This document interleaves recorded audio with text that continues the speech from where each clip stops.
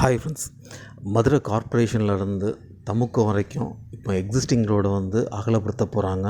So அதுக்கான work பார்த்திங்கன்னா ஒரு பாஸ்ட் 3 months நடந்துகிட்ருக்கு.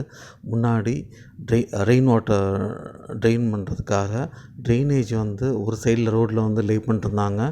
ஸோ அந்த ஒர்க் வந்து ஆல்மோஸ்ட் முடிஞ்சிச்சு. ஸோ இப்போ பார்த்திங்கன்னா வந்துட்டு லேம்ப் போஸ்ட்டு, டிரான்ஸ்ஃபார்மர் இது எல்லாமே வந்துட்டு இடம் வந்து மாற்றி அமைச்சிட்ருக்காங்க. ஸோ அந்த ஒர்க் வந்து இப்போ நடந்துகிட்ருக்கு.